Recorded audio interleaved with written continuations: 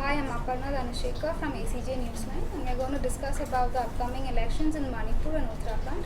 So we have here Ananya and Orithri to discuss. The state of Uttarakhand is in a condition of political turmoil. Ananya, can you tell us about it? After the 2013 flash floods at Kedarnath, we saw widespread destruction, and Harish Rawat replaced the then Chief Minister Vijay Bahugun. And in 2016, 9 Congress MLAs shifted to BJP, and they revolted against Harish Rawat, and president's rule was imposed, and he had to like fight a legal battle in the court and get back the control of the state. So you said a lot of Congress MLAs joined the BJP. So how will that affect the election? The election seems more and more like Modi versus Rawat, as BJP is relying on Modi's a surgical strike and demonetization drive that happened recently, and so he's been termed as the political underdog, and with most of his MLAs joining the BJP camp, so he's quite alone that way.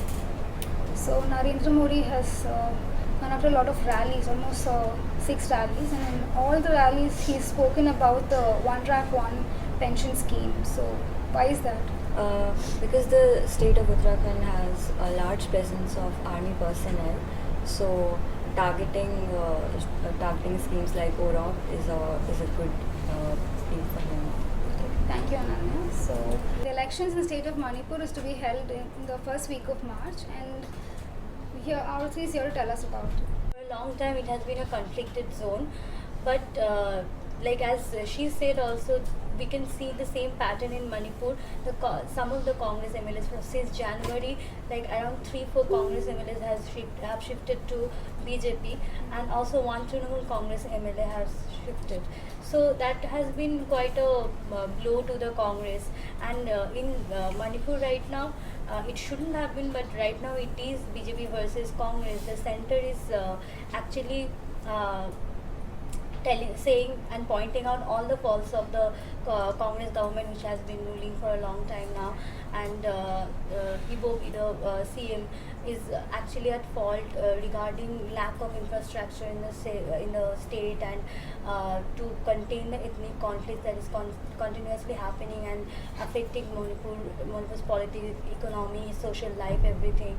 So they're actually using it against the state government, and which is playing out well because people are actually kind of not happy with what is happening.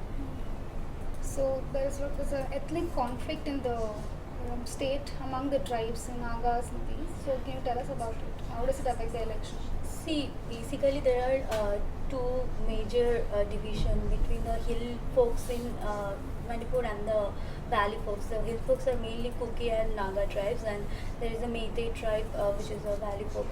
But the thing is, in the Naga nationalism has taken roots recently around Nagaland and Manipur.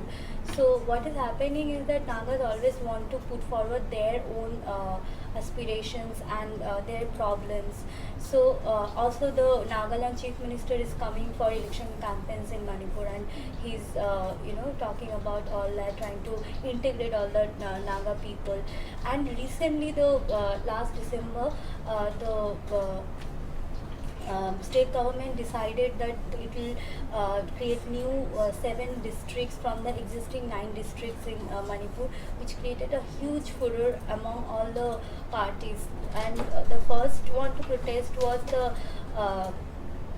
United Naga Council, UNC, as we know it, and UNC has been having this blockade for 105 days. Today it will be 105 days of the blockade.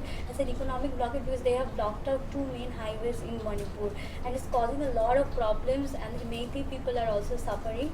And the Meiteis also have problem with some of the states. Like Nagas have problem with mainly Sardar Hills and another district. These 2 districts are mainly Sardar Hill. They say that Kuki migrants came and started dominating. It was actually a Naga majority. So they're saying by creating a whole district out of Sardar Hill, the Congress government is simply trying to pull the vote of Kuki tribe, right? So they're against it.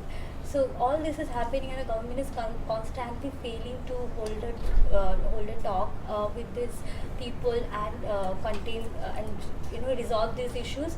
The center is already saying that it will aid the people, it will help lift the blockade and economically aid the people. So that's a upside for their campaign. The BJP. Yes, the BJP. And like Congress is going to lose seats for sure because of these failures, but we don't know how many. Thank you all. That's all for today. Thank you.